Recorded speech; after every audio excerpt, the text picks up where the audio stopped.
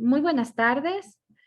Sean bienvenidos al primer día del curso Fortalecimiento y Actualización en Materias Especializadas de Mediación, dirigida a los mediadores del Centro Nacional de Mediación de la Función Judicial. Antes de iniciar, me permito realizar las siguientes indicaciones. Cada participante debe ingresar a la plataforma Zoom con su nombre y apellido, no usar sobrenombres. Con la finalidad de registrar su asistencia, en la sección del chat se publicará el link de registro. Hacer clic y completar correctamente los datos solicitados. El registro de asistencia en el link es el único medio de comprobación para que usted pueda acceder al certificado. Es importante mantener encendidas sus cámaras. Los micrófonos se encuentran silenciados para evitar interferencias. El curso es de aprobación y para obtener su certificado deberán asistir todos los días y realizar la evaluación, así como registrar su asistencia en el link que se publicará 30 minutos antes de que termine esta sesión. Al finalizar la ponencia, habrá una ronda de preguntas, para lo cual deben escribirlas en el chat de esta sala Zoom para poder sistematizarlas. Para continuar con esta actividad académica, damos paso a la ingeniera Carla Freire, analista de la Subdirección de Promoción de Servicio de Mediación, porque será el día de hoy la moderadora. Bienvenida, ingeniera. Muchísimas gracias, Cristina. Muy buenas tardes con todos los presentes. Muy buenas tardes, doctor Henry Mazabanda. Gracias por estar aquí. Muy buenas tardes, compañeros y cevitas. Bienvenidos al taller de fortalecimiento y actualización en materias especializadas de mediación dirigidas a todos ustedes. En este momento vamos a dar paso al abogado Sebastián Benítez Moya, subdirector nacional de prestación del servicio de mediación, quien dará las palabras de bienvenida al taller. Muy buenas tardes con todas y con todos, queridos mediadores.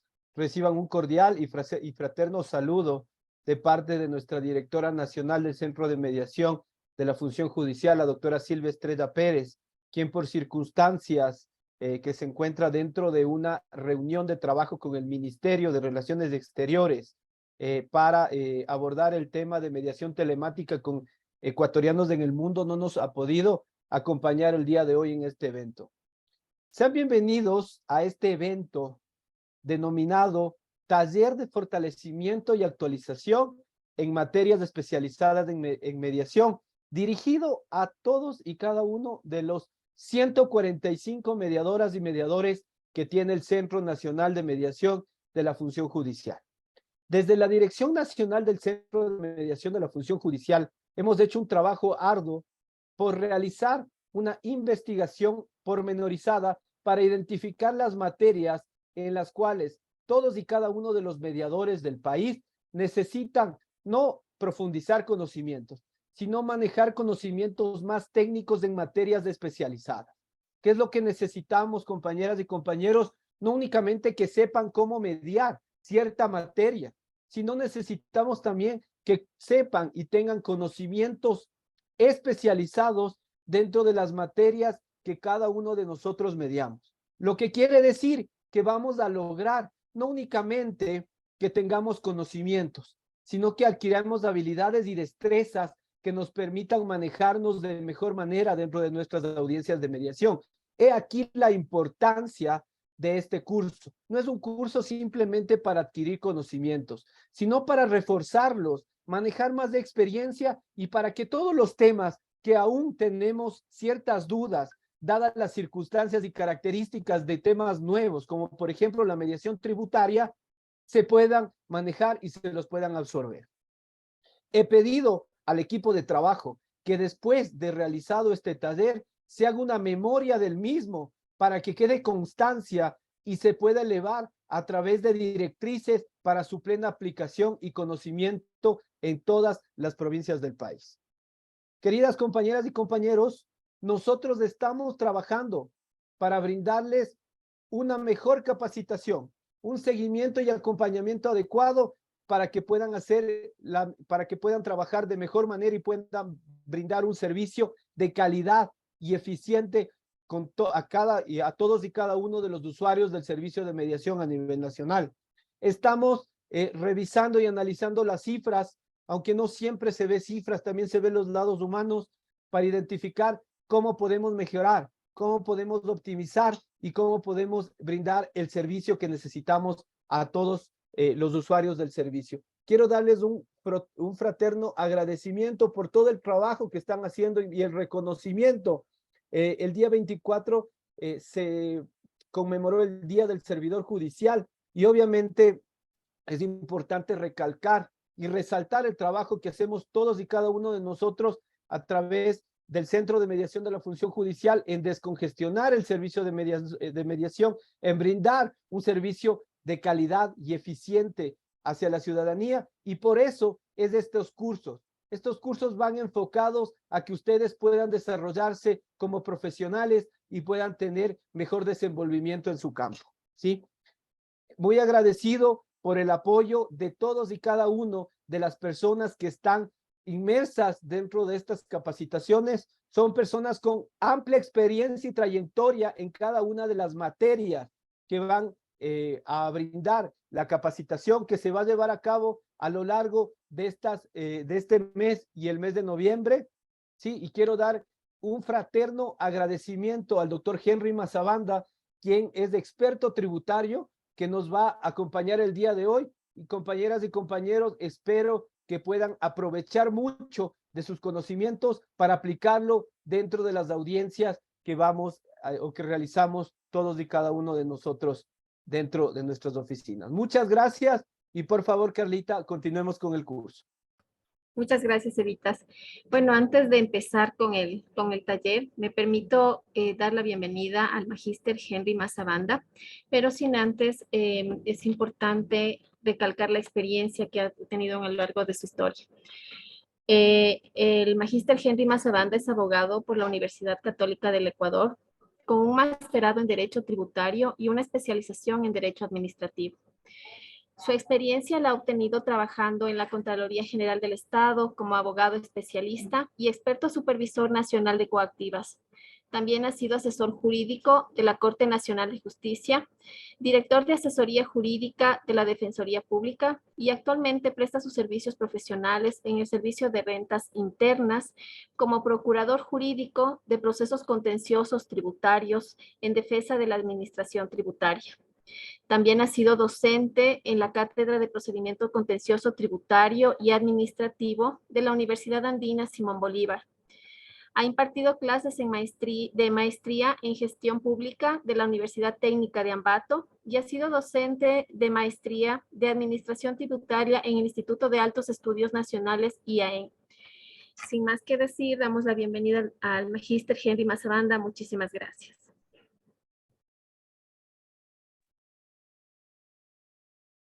Muy buenas tardes con todos, estimados asistentes.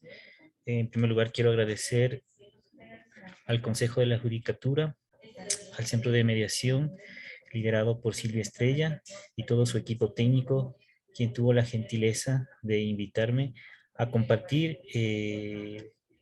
las vivencias y experiencias que hemos tenido en estos últimos tiempos sobre la implementación de la mediación en materia tributaria. Muchas gracias por la invitación.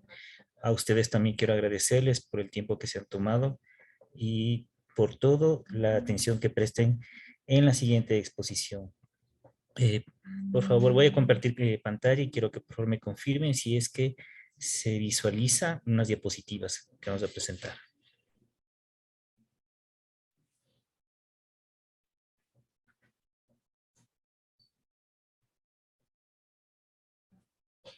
Sí, doctor, se visualiza. Sí, el candidato va a participar. Muchísimas gracias.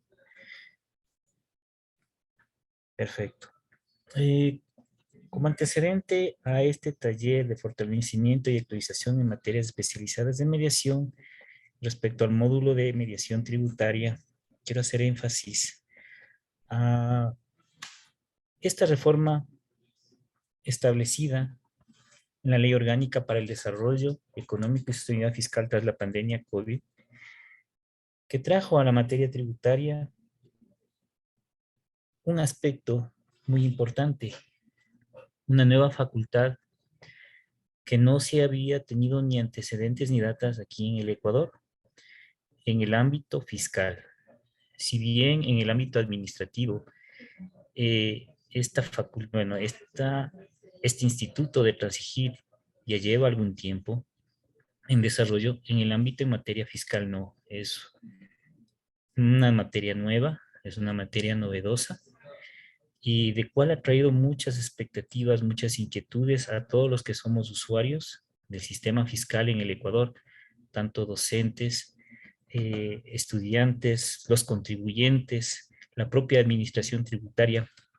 Se ha visto prácticamente frente a una nueva visión, a un nuevo esquema para poder tratar todo el complejo que lleva que tiene el fenómeno fiscal en el Ecuador. Esta nueva facultad de transigir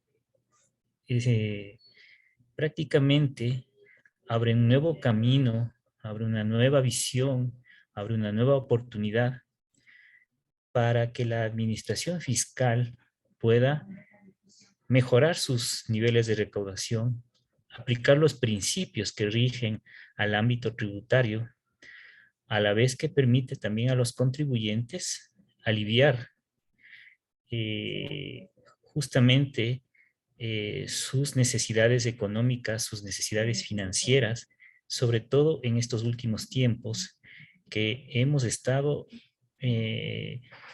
inmiscuidos en un esquema económico bastante apretado, bastante complicado. Y ese es el espíritu de la norma, el tratar de solventar, el tratar de prevenir las controversias que día a día se presentan en el desarrollo de la obligación jurídica tributaria. Como antecedentes normativos quiero nombrar lo siguiente y se erige sobre las siguientes disposiciones: el Código Tributario, la Ley Orgánica para el Desarrollo Económico y Sostenibilidad Fiscal tras la pandemia COVID, el Reglamento de la Ley Orgánica para el Desarrollo Económico y Sostenibilidad Fiscal tras la pandemia, una resolución emitida por la Administración Tributaria, que es la resolución número 36, que establece el instructivo para la aplicación de la transacción en materia tributaria. Este está publicado en el segundo suplemento del Registro Oficial 114 del 27 de julio del presente año. Adicionalmente, sugiero que tomen nota de dos absoluciones que emitió la Procuraduría General del Estado sobre inquietudes que se vinieron presentando relacionadas con la aplicación de la transacción en materia tributaria. Estos dos oficios son el 18297 de 4 de abril de 2022 y el oficio 19729 de 5 de agosto de 2022. En estos oficios se absolvieron ciertas decisiones y consultas que se tenían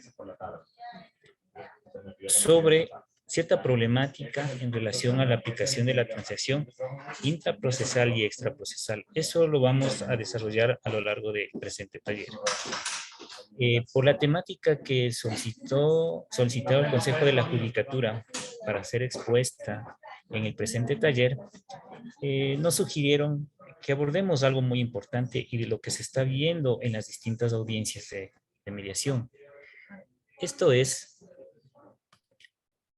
que el mediador necesita ciertos conocimientos, cierta experticia en temas relacionados con la tributación.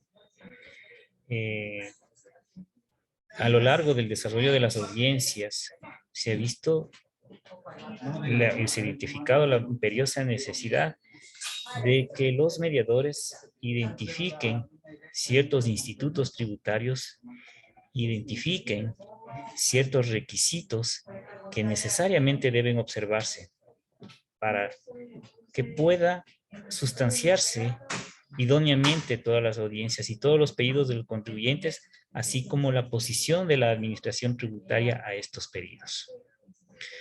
Es así que por pedido expreso, reitero, del Consejo de la Judicatura, se aborda de manera general, en pastilla, de manera súper resumida, ciertos institutos claves que a ustedes les servirán para entender un poco más la posición de las partes.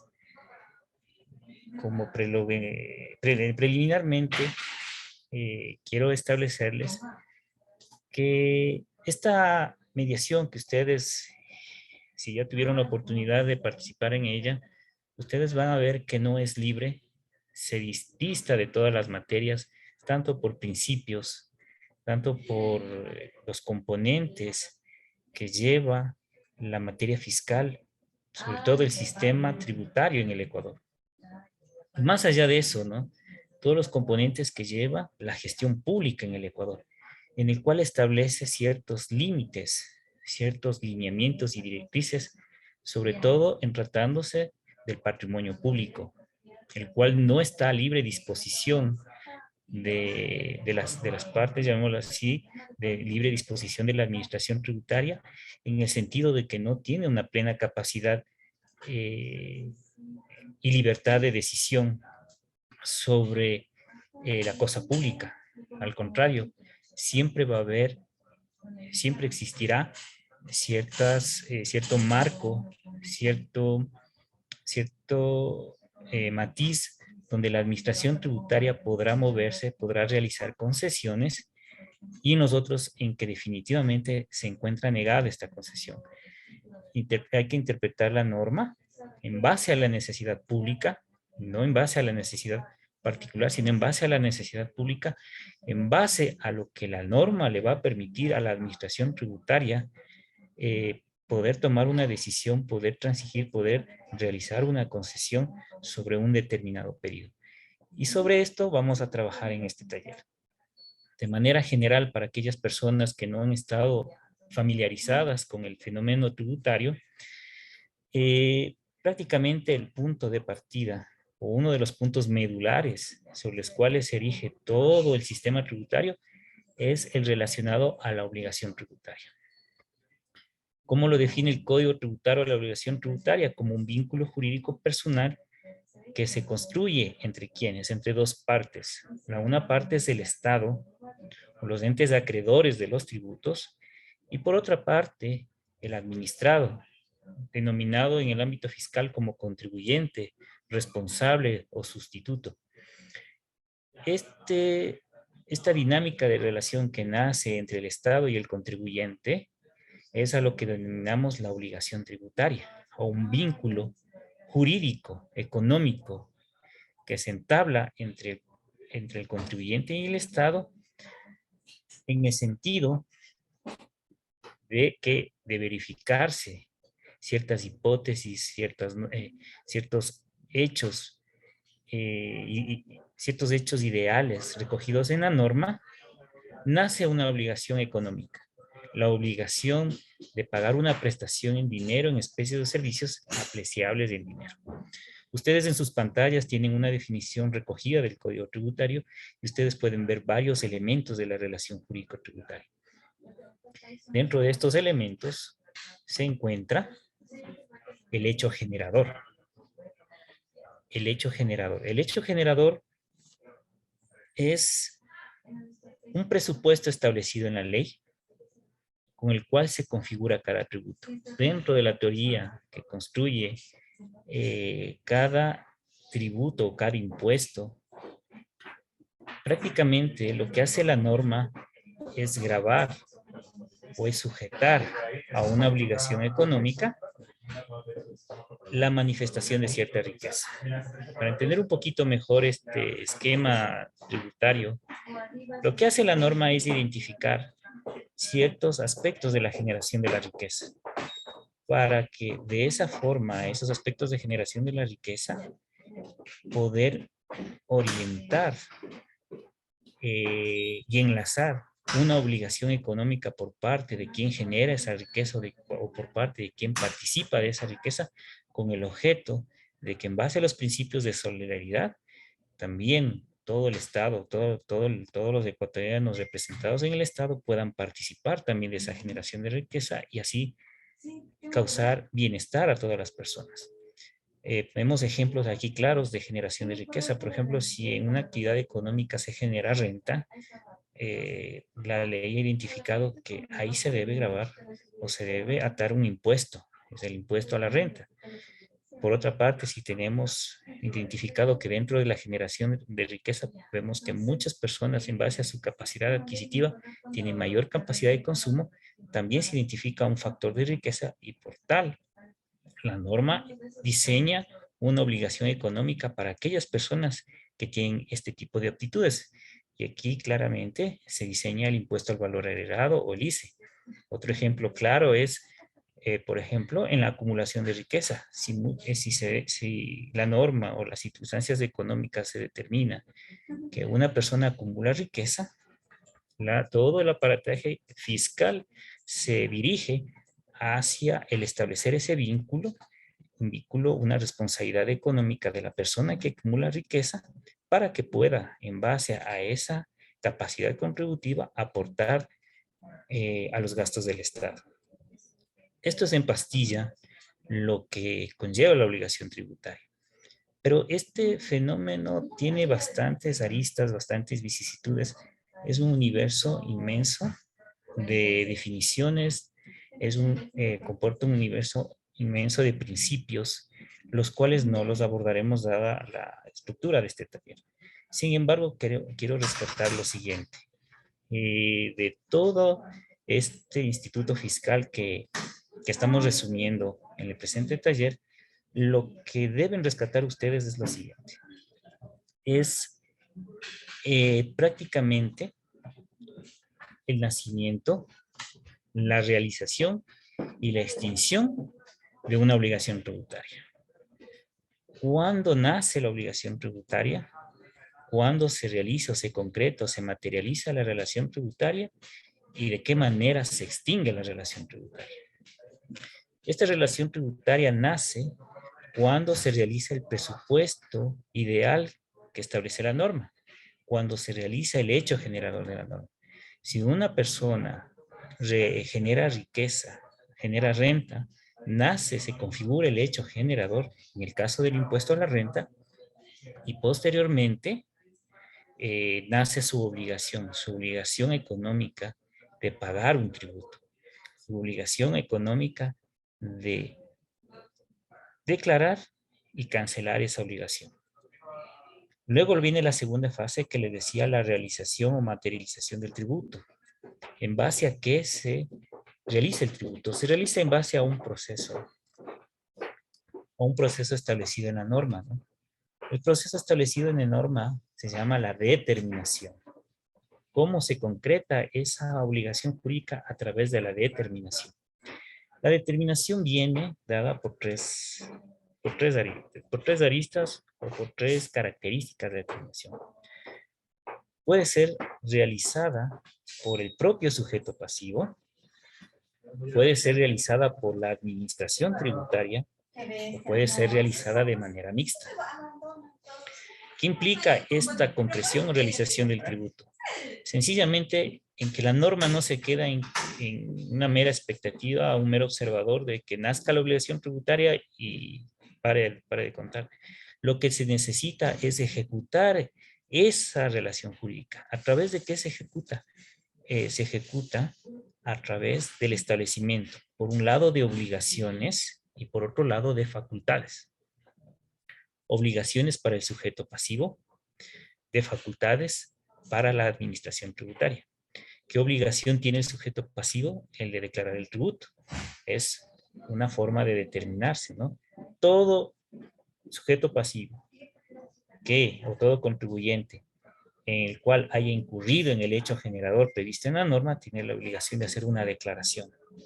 Si yo realicé actividades de consumo, actividades económicas de consumo y generé el hecho generador del impuesto al valor agregado, tengo la obligación de declarar esos tributos. De igual forma, si es que yo genero rentas luego de mis actividades económicas, tengo la obligación posteriormente de declarar esa riqueza, de declarar el tributo generado sobre esa riqueza y obviamente pagar los impuestos. Eso como parte de la determinación realizada por el sujeto pasivo. ¿Qué hace en cambio la administración? La administración tributaria también ostenta esa determinación, pero a manera de facultad.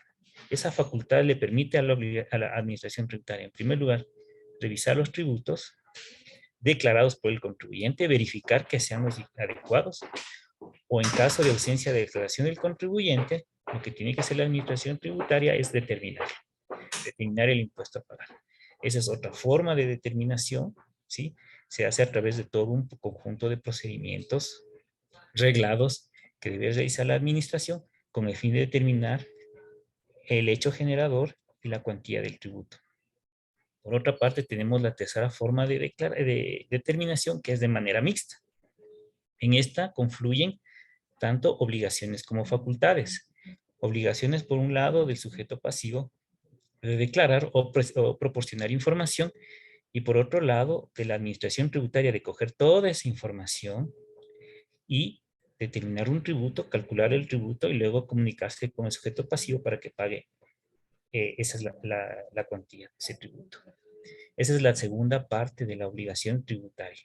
La primera, como hicimos, nace la obligación tributaria. La segunda es la realización de la obligación tributaria. Y la tercera parte, para cerrar el ciclo, sería la extinción de la obligación tributaria. ¿Cómo se extingue una obligación tributaria? La norma establece varias formas de extinción de la obligación tributaria. Tenemos el pago, tenemos la prescripción, tenemos la novación como formas de extinción de la obligación tributaria, pero la novedad que nos trae ahora la norma, llamémosle ahora de forma simplificada, LODE, tiene este tema de la transacción. La transacción como una forma de extinción de obligaciones de carácter tributario. Esto es, en síntesis y extrayendo lo más que se pueda, el tema relacionado a la obligación tributaria y cuyos elementos nos van a servir para empezar a trabajar sobre el tema principal que es de este taller, que es la transacción tributaria. Para la transacción tributaria tenemos que identificar varios supuestos. Caso contrario, no podríamos ingresar a mediar. Así de sencillo. La norma nos prevé ciertas características que debe cumplir la controversia como para poder aceptar la invitación a una transacción. En primer lugar, debemos identificar qué debe existir para que proceda la transacción tributaria. En sus pantallas tienen 3 aspectos importantes y de cuál se va desmenuzando cada uno de ellos, ¿no? En primer lugar, debe haber una controversia relacionada o con la conformación de la obligación tributaria o con su recaudo. En segundo lugar, debe existir la verificación de un elemento o un aspecto incierto que debe ser susceptible de transacción. Debe haber una controversia. Debe haber una oposición por parte del sujeto pasivo que nos lleve precisamente a sentarnos en un centro de mediación para poder llegar a un acuerdo, para poder solucionar ese impasse, esa controversia. En tercer lugar, la norma prevé el cumplimiento de ciertas circunstancias que deben habilitar la transacción. En esto hay que tener mucho cuidado, estimados compañeros. No es libre la transacción en materia tributaria. Sí hay ciertos condicionamientos que deben observarse, necesariamente. Un primer condicionante es, primero, que existe una declaración previa y que exista un pago sobre esa declaración. Este es uno de los requisitos primordiales, básicos para iniciar el proceso de transacción. Recuerden, como les decía, en el ciclo tributario donde una obligación nace, una obligación se materializa y luego una obligación se extingue. Nace la obligación verificándose el hecho generador. Se materializa la obligación con la declaración del sujeto pasivo. Esto es lo que exige la norma, que previamente haya existido una declaración por parte del sujeto pasivo. Si no existe esta declaración por parte del sujeto pasivo, no se puede entrar a mediar, por cuanto no ha cumplido con sus obligaciones o deberes básicos establecidos no solo no solo en la norma de la materia, sino en la Constitución, que obliga a las personas a aportar, a ser solidarios con las cargas públicas. Por tal, este es un requisito básico. De igual forma, si es que esta persona ha hecho la declaración, pero no ha pagado su respectiva declaración, tampoco podría entrar a un proceso de mediación.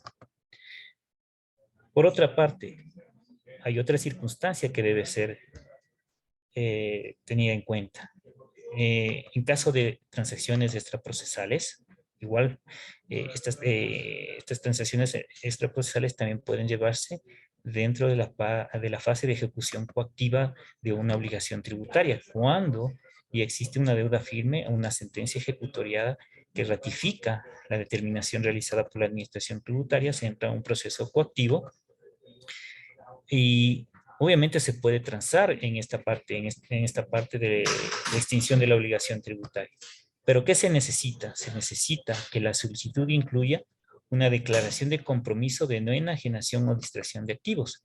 Esto está previsto en el Código Tributario. Otra circunstancia nacida de la casuística que trae consigo el Código Tributario es que en tratándose de la aplicación de la disposición transitoria séptima de la LODE,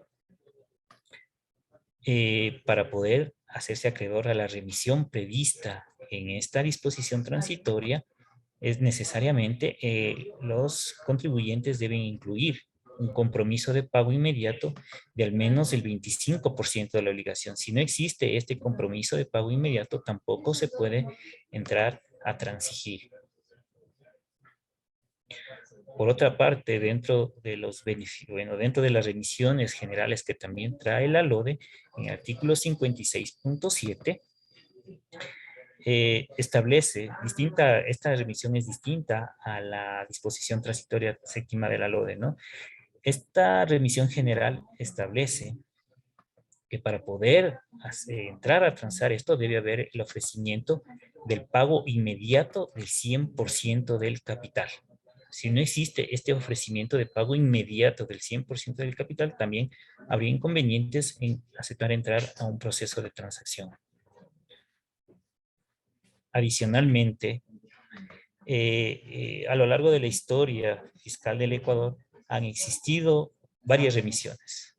Esta no es la única. A lo largo del tiempo ha habido varias remisiones en materia tributaria, especialmente una que trajo la Ley Orgánica para el Fomento Productivo, Atracción de Inversiones, Generación de Empleo y Estabilidad y Equilibrio Fiscal. Quienes se hayan acogido, esto salió en el año 2018, quienes hayan acogido a esa remisión no podrán favorecerse de esta última remisión que trae la LODE, la norma emitida en el año 2021. Esto también es básico y tienen que tener mucho cuidado e ir revisando las solicitudes y peticiones y obviamente con la ayuda obviamente de la administración tributaria y de los propios contribuyentes con la información que les proporcione para poder llegar a establecer estas circunstancias previas. A continuación, vamos a analizar punto por punto qué objeto puede ser objeto de transacción. ¿Sobre qué se puede transar? En primer lugar, se puede transar sobre la determinación de la obligación tributaria. Sobre la determinación de la obligación tributaria hay dos aspectos importantes que lo abordaremos un poco más adelante. En primer lugar, sobre los aspectos fácticos de valoración incierta o hechos fácticos de valoración incierta. Y en segundo lugar, sobre los conceptos jurídicos indeterminables aplicables a cada caso concreto. Otro conjunto sobre el cual se puede transigir es lo relacionado al recaudo de la obligación tributaria. Lo relacionado al recaudo de la obligación tributaria tenemos todo aspecto relativo al levantamiento de todas o parte de las medidas cautelares dictadas contra el sujeto pasivo. Adicionalmente, estos dos puntos expuestos también se pueden transigir sobre la remisión o reducción de intereses. También se pueden transigir estableciendo plazos distintos a la norma para el pago de la obligación tributaria y también se puede transigir sobre facilidades de pago de la obligación tributaria. Cada uno de estos aspectos lo vamos desarrollando, iremos desarrollando a lo largo de esta exposición. Sin embargo, tenemos el aspecto negativo de la transición. ¿En qué sentido? En qué no puede ser objeto de la transición en materia tributaria. ¿Qué no es transigible? En primer lugar, las dudas provenientes de declaraciones presentadas y no pagadas o ausencia de declaración. Como habíamos manifestado anteriormente como un requisito previo para transigir, es necesario que el sujeto pasivo haya declarado el impuesto y haya al menos pagado una parte de ese impuesto. Si es que no existe una declaración presentada o el peor de los casos no se haya cancelado en su totalidad, parcialmente o totalmente esa obligación, o simplemente no hizo la declaración respectiva, no se puede entrar a transigir. Esto es por disposición del Código Tributario. ¿Qué otro aspecto no es transigible? Obligaciones referentes a impuestos efectivamente retenidos o percibidos. Dentro de la teoría tributaria, y en esto quiero detener un poco, para aquellas personas que no están familiarizadas con los esquemas de retención o percepción, les voy a explicar brevemente qué implica estos aspectos. ¿Qué es un impuesto efectivamente retenido o percibido? El sistema tributario establece que ciertos contribuyentes deben ayudar a la gestión de la administración tributaria, sobre todo en el recaudo de los tributos. ¿Esto qué implica? Que la norma les pone obligaciones a ciertos contribuyentes por su estrategia económica, por el volumen de transacciones que manejan, para que se conviertan en agentes de retención o de percepción. Esto deben hacerlo de manera, ya se puede ser anual o de manera mensual, incluso de manera diaria de acuerdo a la configuración de cada tipo de impuesto, ¿sí? Imaginémonos en una transacción económica donde una persona adquiere bienes o servicios y debe pagar por estos bienes y servicios a otra persona, a otro agente económico. Las personas que deben pagar por los servicios, sencillamente por disposiciones establecidas en la ley, deben hacer retenciones de impuestos. Deben hacer retenciones sobre ese valor a pagar, debe hacer una retención. Y esa retención de dinero debe ser depositada al Estado. Caso contrario, también se convierte en un delito el no haber depositado los valores retenidos. Igual los valores percibidos o recaudados, sobre todo en aquellas transacciones al detalle, en aquellos, por ejemplo, en aquellos bienes que se compran masivamente y en los cuales se cobra IVA, se cobra el impuesto al valor agregado adicional al valor del importe de los servicios o bienes. Esa persona que percibe ese pago también tiene la obligación de percibir el impuesto y declararlo, depositarlo a la administración tributaria. Entonces aquí viene la razón de ser por la cual no se puede transar sobre ingresos, sobre obligaciones efectivamente retenidas o percibidas. Sencillamente porque ellos sí percibieron ese dinero y tuvieron que inmediatamente depositarle al fisco. Como no cumplieron ese deber, obviamente ellos están reteniendo ilegalmente dineros que le corresponden al Estado y no se puede entrar a mediar o dar facilidades de pago sobre esos impuestos retenidos y percibidos. Igualmente, esta fase tiene sus excepciones, que más adelante los abordaremos. Otro aspecto no transigible es aquellos que pretendan la anulación total o parcial de reglamentos, ordenanzas, resoluciones y todo tipo de normativa de carácter general. De igual forma, no es transigible aquellas obligaciones tributarias sobre las cuales el sujeto activo no haya iniciado un proceso de determinación.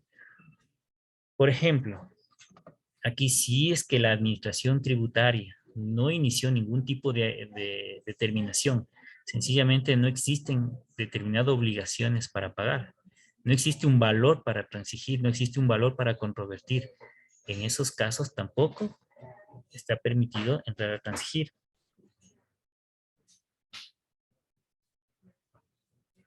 De igual forma, no es transigible aquellos hechos o actos o circunstancias que no tengan relación directa con la determinación de la obligación tributaria. Sencillamente, porque están fuera de la controversia. Eso a breves rasgos en lo relacionado a qué es lo que se puede y qué es lo que no se puede transigir. A continuación vamos analizando cada uno de los aspectos relacionados a la materia que es transigible, en este caso a la obligación tributaria. Como habíamos manifestado en diapositivas anteriores, se puede transigir sobre los hechos fácticos de valoración incierta y sobre los conceptos jurídicos indeterminados. ¿Qué es un hecho fáctico de valoración incierta y qué es un concepto jurídico indeterminado? Respecto al primer punto, sencillamente un hecho fáctico de valoración incierta se va a no la prueba en general, porque como sabemos la mediación no es una instancia, no es un espacio donde se pueda aportar y agregar nuevos medios de prueba. En la fase determinativa de la administración tributaria ya se agregaron ciertos elementos, se agregaron pruebas o medios probatorios por los cuales el auditor valoró, estableció ciertos hechos y sobre los mismos estableció valores a pagar. ¿Qué son los hechos fácticos de valoración incierta? Son sencillamente nueva información, no son nuevas pruebas, eso tenemos que tenerlo claro, es nueva información que puede aportar el contribuyente con el fin de que, la administración tributaria pueda repensar, pueda valorar desde otra óptica los medios de prueba ya aportados en la fase administrativa.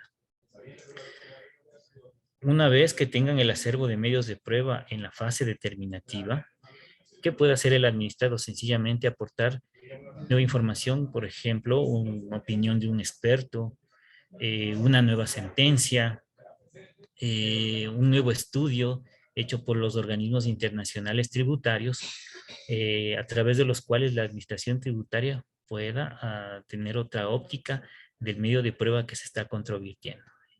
Este es el hecho fáctico de valoración incierta, es el aporte de nueva información para que la administración tributaria pueda cambiar su opinión o su posición relacionada con una determinada glosa.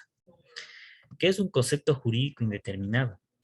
El concepto jurídico indeterminado son nociones o soluciones abiertas o abstractas contenidas en las disposiciones del ordenamiento jurídico.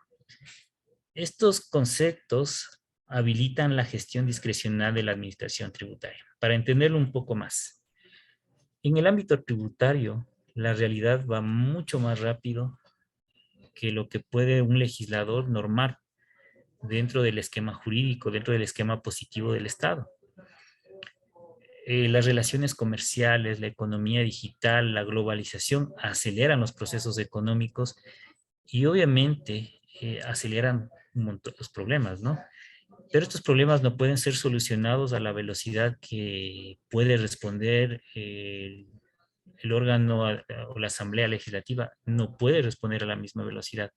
Entonces, ¿cuál es una técnica legislativa? Sencillamente emitir normas abiertas.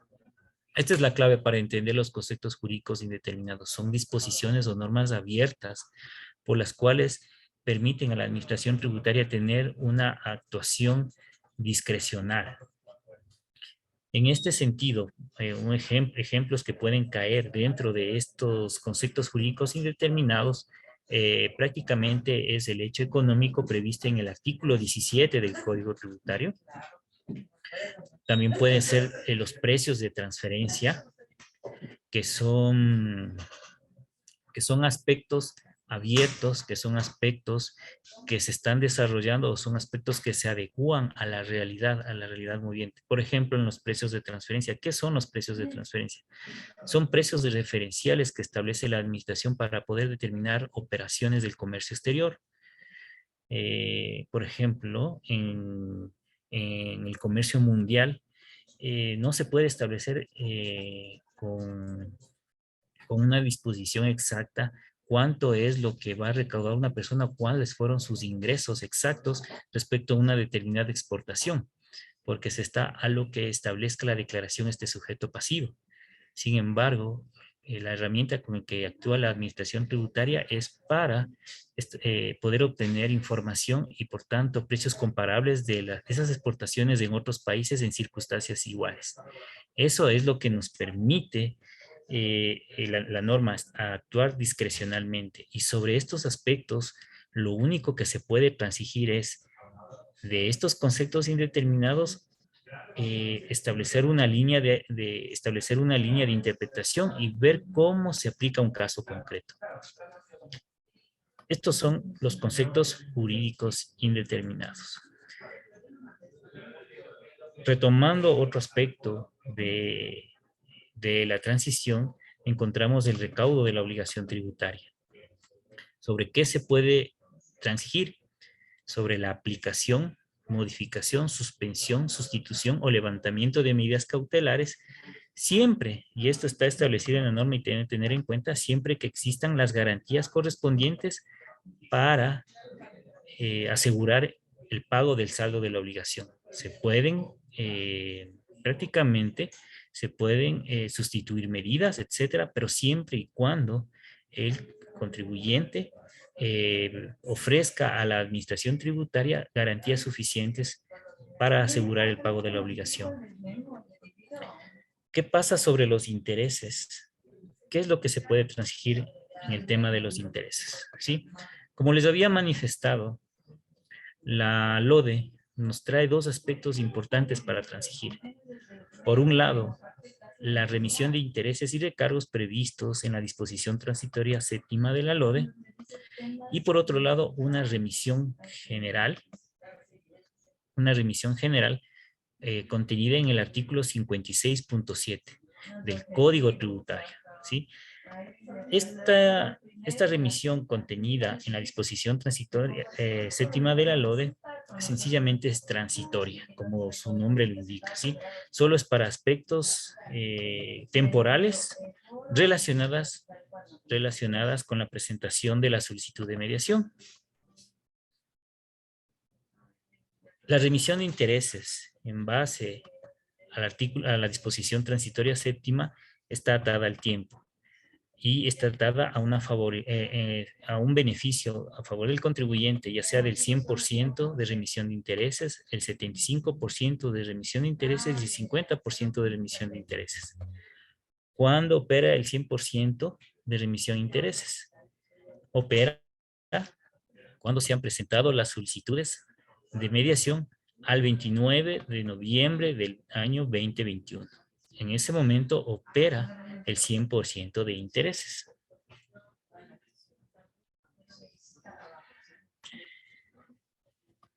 El tiempo que corre es desde el 21 de noviembre hasta el 31 de enero del 2022. Para el 75%, el tiempo de presentación de la solicitud era del 1 de enero al 28 de febrero del año 2022. Y para la remisión del 50% es desde el 1 de marzo al 30 de mayo del 2022. ¿Qué obligaciones se sujetaban a la remisión de la disposición transitoria séptima? Sencillamente aquellas obligaciones tributarias que se encuentran en proceso de determinación, en proceso de impugnación judicial, en proceso de impugnación administrativa, pero no en proceso de coactiva. Eso también tienen que tenerlo muy en cuenta, que estas remisiones no es para todos los aspectos de la obligación tributaria, solamente es para cuando una obligación tributaria se encuentre en su fase determinativa, cuando una obligación tributaria se encuentre en fase de impugnación judicial o administrativa sin que exista una sentencia ejecutoriada. Hasta ahí se aplica la remisión de intereses en base a la disposición transitoria séptima. La otra remisión general tenemos a la prevista en el artículo 56.7 del Código Tributario. ¿Cuándo se aplica esta remisión general de intereses? Se aplica cuando las obligaciones tributarias se encuentran en proceso de determinación. También cuando las obligaciones tributarias se encuentran contenidas en actos administrativos antes que hayan adquirido firmeza o ejecutoriedad, y también cuando se encuentren en vigencia sendos procesos de ejecución coactiva. Es decir, esta remisión prevista en el artículo 56.7 del Código Tributario es transversal tanto al nacimiento de la obligación tributaria como a su extinción a través del proceso de ejecución coactiva. Esta remisión es mucho más amplia y el requisito que se exige es que prácticamente el contribuyente ofrezca pagar el 100% del capital total de la obligación.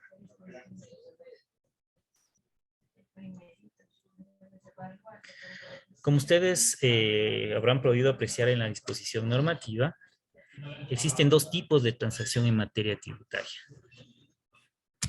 Existe la transacción extraprocesal, es la que ustedes manejan, y la transacción intraprocesal, la que manejan, en este caso, los jueces de los tribunales contenciosos administrativos.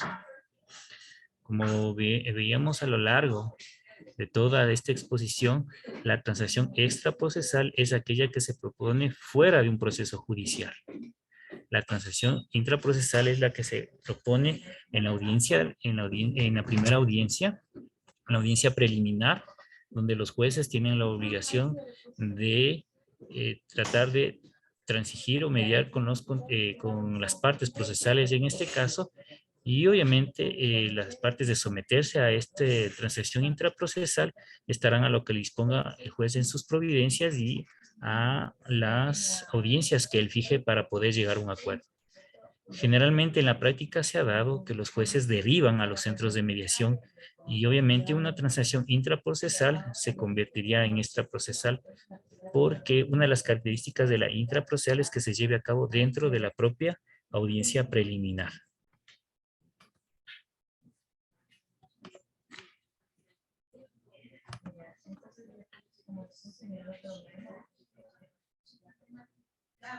¿Cuáles obligaciones son sujetas a transacciones extraprocesales? La Procuraduría General del Estado, y en esto les hago caer en cuenta, a través de oficio número 17729 de 5 de agosto del año 2022, emitió una consulta, una absolución de consulta relacionada con la aplicación del artículo 56.7 del Código Tributario. En esta consulta estableció que la transacción extraprocesal se lo realiza como una norma general aplicable a cualquier estado de la obligación tributaria. Es decir, la transacción extraprocesal puede proponerse cuando se está, antes que nazca el acto determinativo, por ejemplo, cuando existe un acta borrador de determinación, cuando existe una comunicación de diferencias en las cuales ya se tienen montos a exigir a los administrados, en ese momento pueden hacer la transacción extraprocesal. De igual forma, una vez emitidas las actas de determinaciones en la fase de impugnación administrativa, cuando se interponen reclamos administrativos, también puede surgir la transacción extraprocesal. Y va más allá. Cuando se está en cualquier estado de litigio, excepto en la audiencia preliminar, puede ser en la audiencia ya de prueba, la audiencia de juicio. Incluso en la práctica se ha dado que cuando se ventilan los sendos procedimientos, sendos recursos extraordinarios de casación, también solicitan transacción extraprocesal, y que han hecho los jueces del Tribunal de la Corte Nacional de Justicia sencillamente es suspender la tramitación de la causa. Y obviamente en la fase de ejecución coactiva, cuando ya se han agotado todas las instancias judiciales ordinarias, incluso cuando se estén ventilando las instancias judiciales especiales, como son los juicios de excepciones de la coactiva, de nulidad del procedimiento coactivo, de prescripción de la acción de cobro, también se puede llegar a entablar este tipo de procedimientos de transacción extraprocesal. ¿Cuándo opera la transacción intraprocesal? Como habíamos manifestado, respecto de obligaciones tributarias que se encuentren actualmente en litigio, que se encuentren actualmente en impugnación judicial, son sujetas a este tipo de transacción. También son catalogadas como transacción intraprocesal cuando se está ventilando un juicio de excepciones a la coactiva, pero precisamente en un punto específico como es la audiencia preliminar.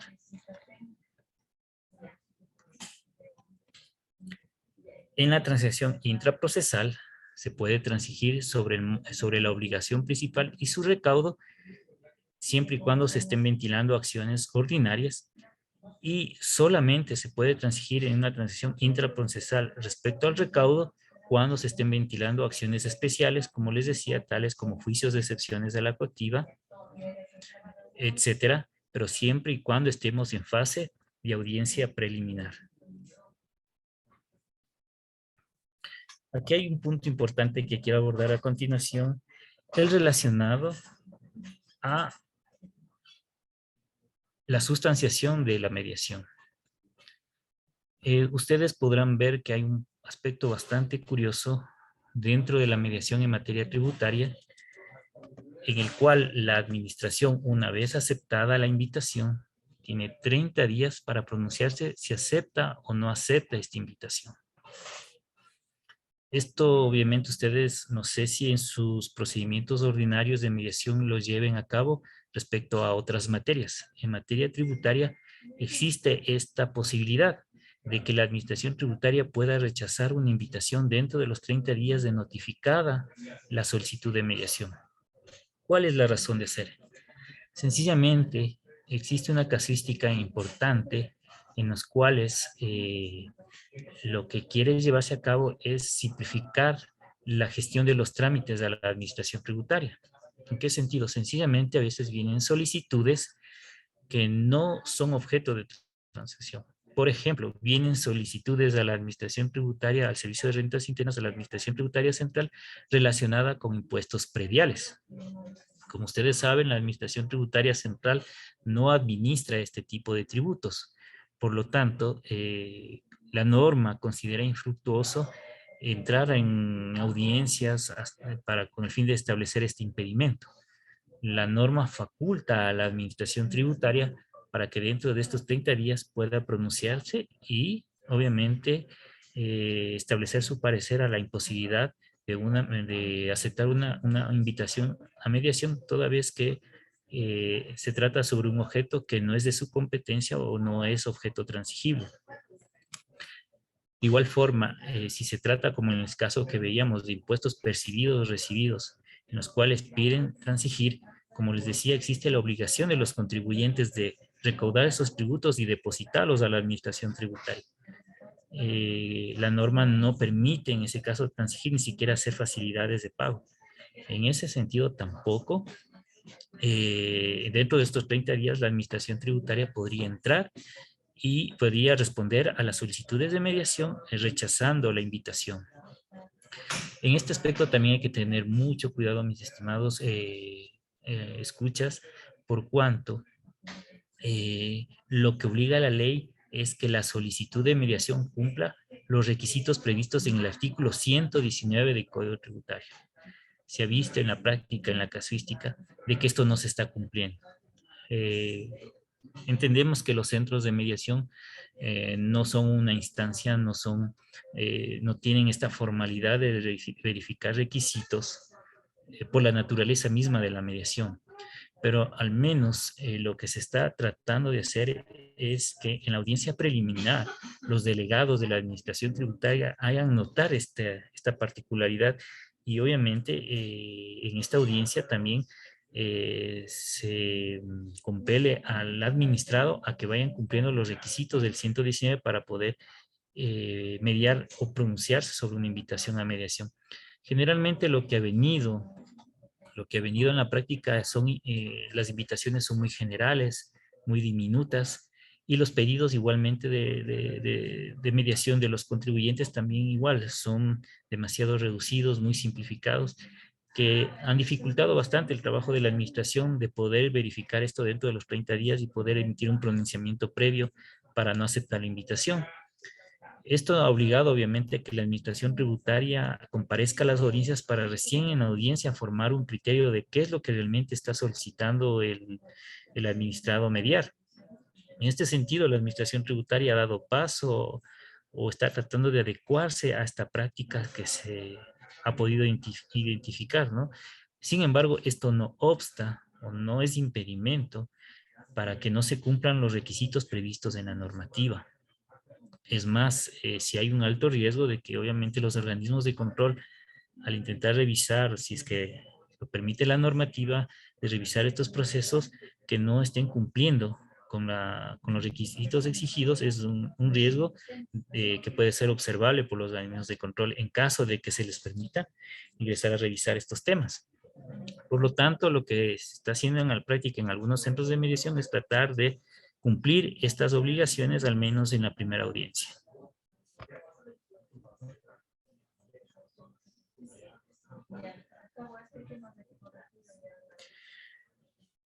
¿Qué efectos tiene la notificación de la solicitud de mediación en el ámbito tributario? En primer lugar, uno de los efectos que se ha visto es que la administración tributaria ajuste todos sus sistemas, ajuste toda su gestión a que sencillamente se suspendan las distintas tramitaciones de los procesos que se estén llevando a cabo.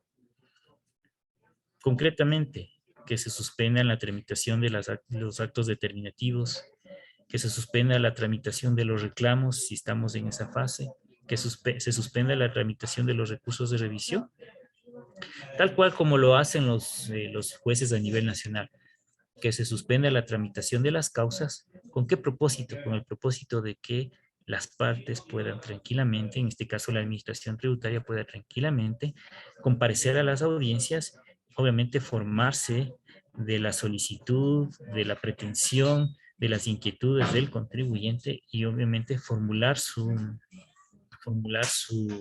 respuesta.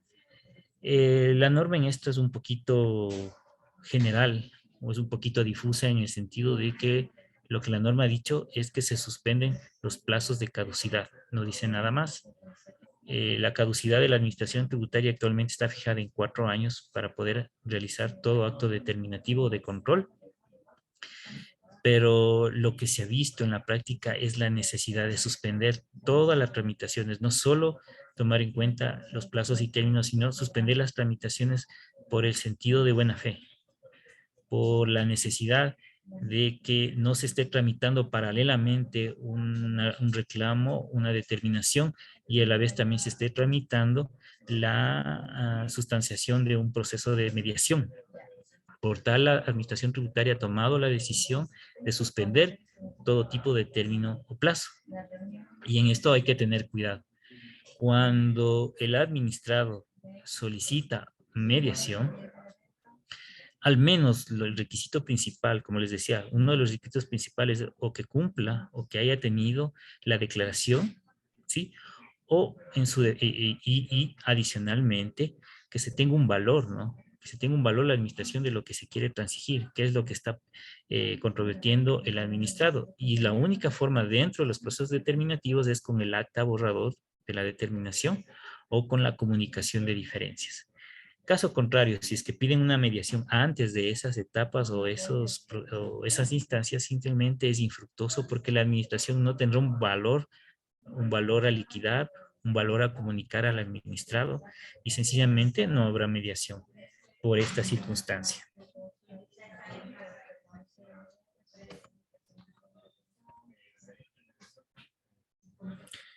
También cabe agregar que la norma de manera expresa, si bien establece dentro de un ámbito judicial que suspende también la tramitación de los procesos contenciosos administrativos y obviamente de los recursos de casación, en fase de ejecución no sucede lo mismo.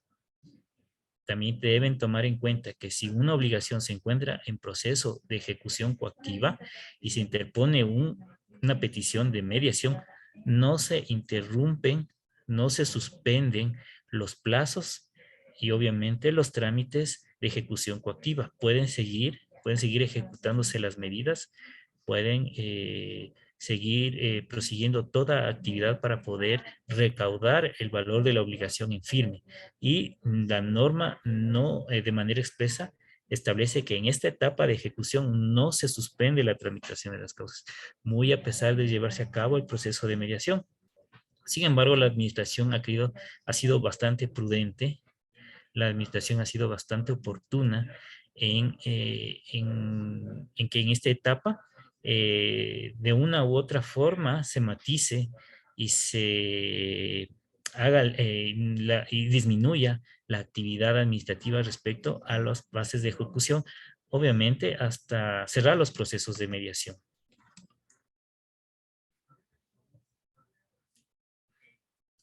Finalmente, quiero abordar el tema de la autorización de la Procuraduría General del Estado.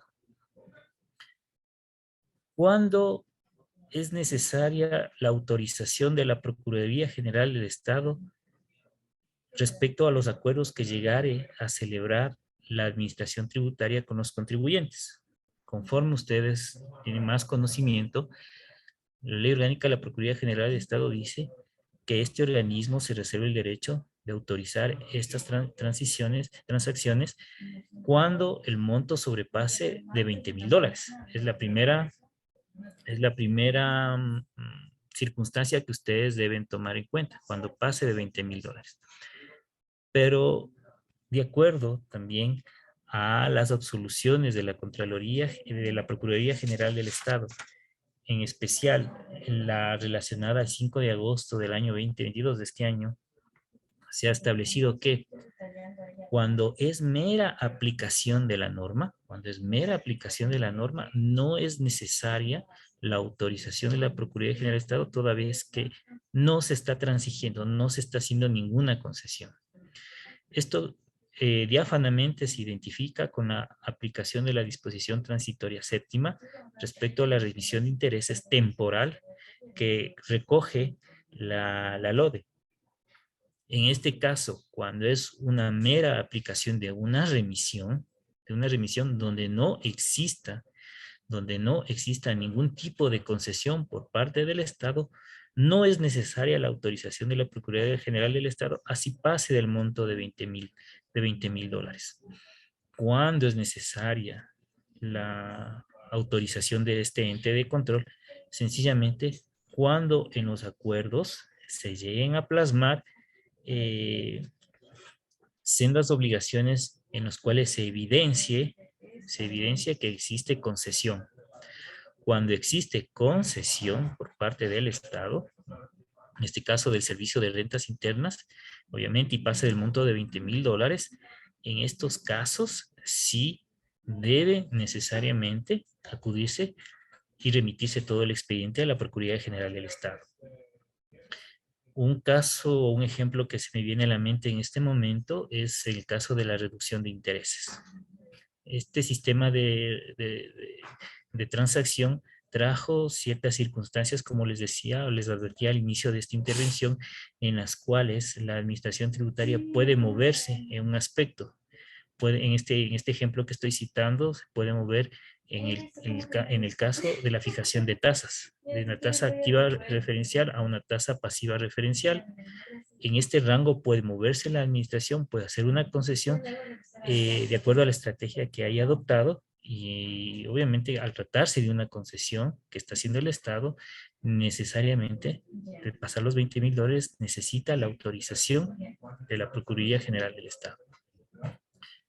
Hay que tener en cuenta también otro aspecto que está desarrollando la administración basado en la norma es, en primer lugar, se necesita el informe costo-beneficio en todas las transacciones, en base a una metodología que trae la normativa tributaria.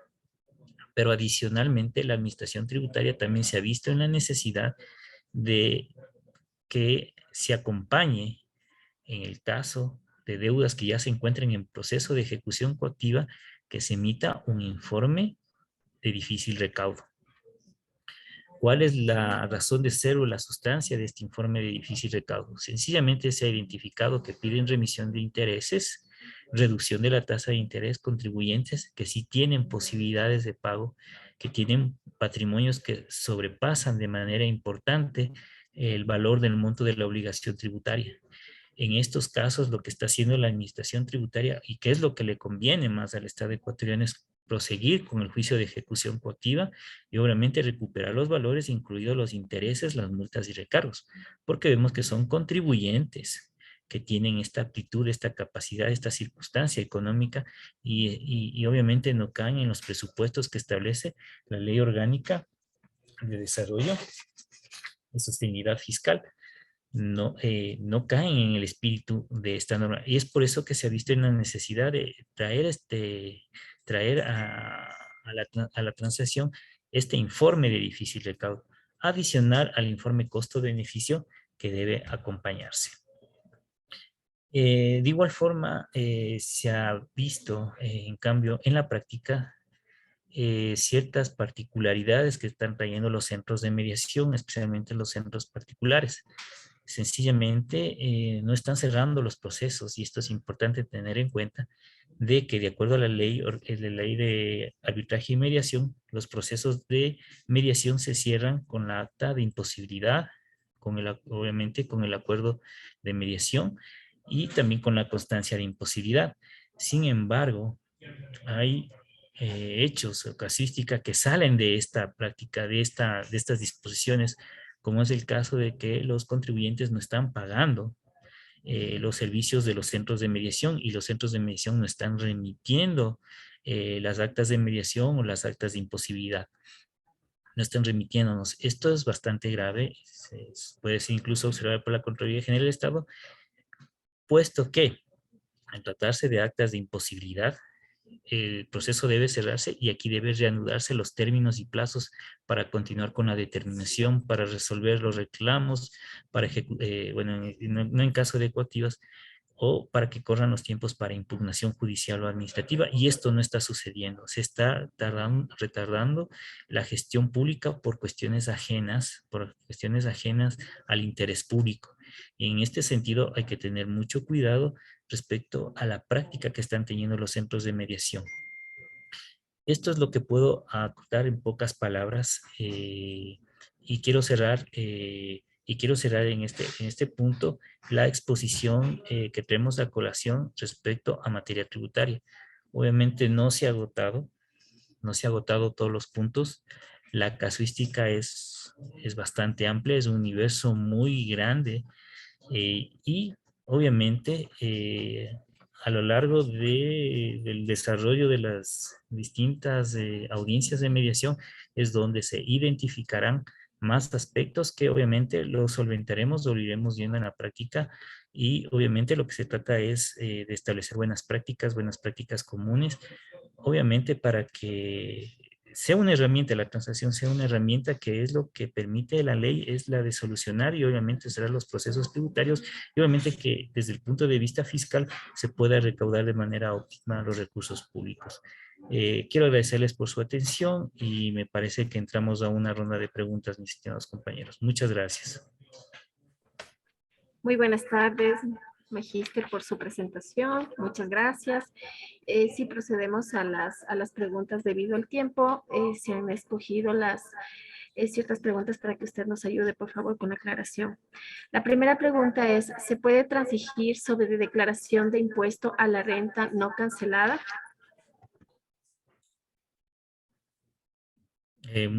Ok. Como les decía al inicio de esta exposición, uno de los requisitos previstos es que el contribuyente haya declarado previamente o haya cumplido sus obligaciones, entre las que se encuentra la declaración, las distintas declaraciones, ya sea de IVA, impuesto a la renta, ICE, etcétera.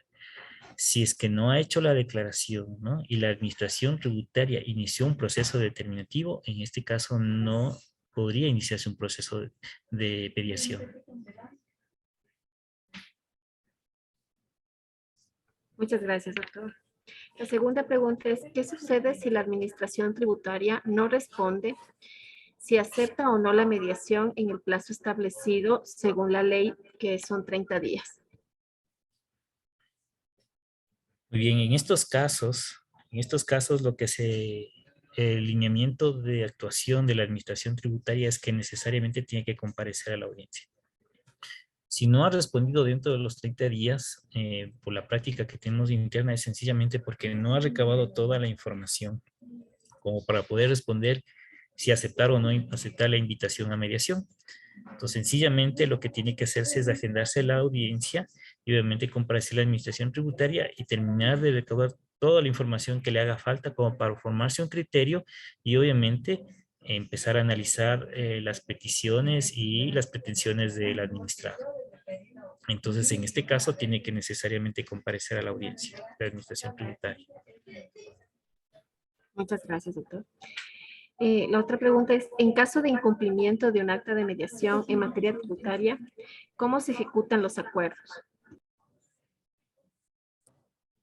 Muy bien, conforme a la normativa de la materia, el acta de mediación es título suficiente como para ejecutar el crédito. ¿Qué significa esto? Sencillamente al administrado obviamente ya se le agotaron todas las instancias administrativas y judiciales para poder impugnar. Como tiene el acta de mediación tiene el efecto de sentencia ejecutoriada, lo que hace la administración tributaria será emitir el título de crédito de acuerdo a las obligaciones que se hayan determinado, a los compromisos que ya se hayan determinado en el acta de determinación y obviamente empezar un proceso de ejecución del acta del acta de mediación. Muchas gracias, doctor. La otra pregunta es, ¿qué efectos tiene la presentación de la solicitud de mediación? Muy bien, como le habías manifestado, la solicitud de mediación suspende las tramitaciones que se estén realizando acá al interno en la administración tributaria. Sin embargo, tenemos ahí un problema, un pequeño problema. La norma dice que con la sola presentación de la solicitud de mediación deben suspenderse los términos y plazos, bueno, los plazos de caducidad en este caso, como textualmente establece la norma. Sin embargo, las invitaciones de los centros de mediación están llegando demasiado tarde. Llegan meses, 3 meses, y en ese lapso de tiempo, la administración ya puede haber avanzado con sus procesos determinativos, puede haber resuelto una controversia en caso de reclamos, o sencillamente la obligación ya podría haberse encontrado en firme. Por eso el reglamento de la LODE establece que la suspensión de términos y plazos procede cuando se notifica, ya no cuando presentan las solicitudes de mediación, sino cuando los centros de mediación notifican a la administración tributaria los pedidos de mediación. Esto es para dar seguridad a las partes, porque sencillamente la administración no puede adivinar, no puede establecer cuándo un contribuyente ha presentado mediación y generalmente acá no comunican los contribuyentes, un poco los que comunican que han presentado mediación y es cuando se activan las alarmas. Sencillamente, lo que establece el reglamento es que se suspender los términos y plazos una vez que los centros de mediación notifiquen las solicitudes de mediación. Y en esto también pedimos a los centros de mediación que sean más solícitos, que sean más eficientes en cuanto a estas notificaciones.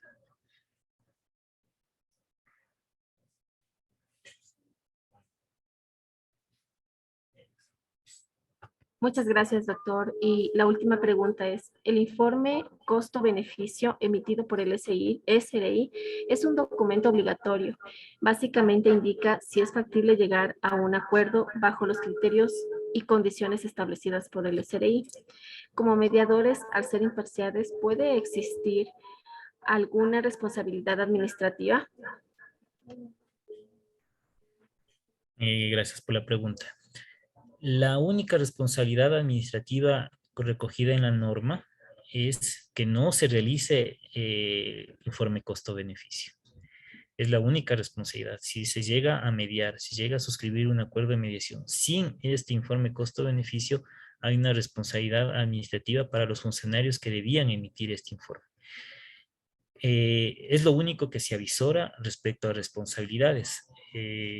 Obviamente nosotros no somos del ente técnico de control, ni tampoco le puedo yo avisorar si hay alguna responsabilidad para los mediadores en el evento de que no se haya traído este informe, no se haya adjuntado o no se haya anexado o considerado este informe costo-beneficio al momento de suscribir las actas de mediación.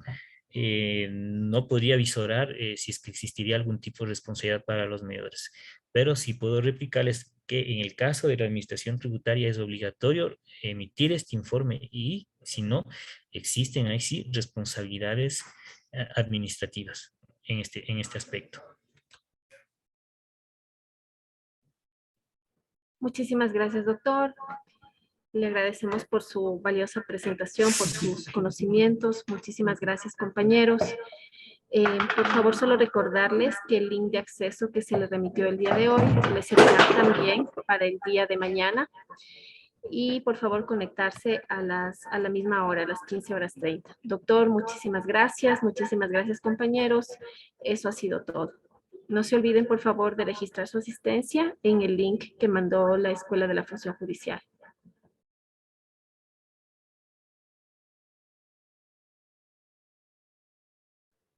Muchas gracias, doctor. Muchas gracias, Evitas. Que tengan una excelente tarde. Muchas gracias por su atención. Que pasen muy buena tarde a todos. Gracias. Procedo a cerrar la sala.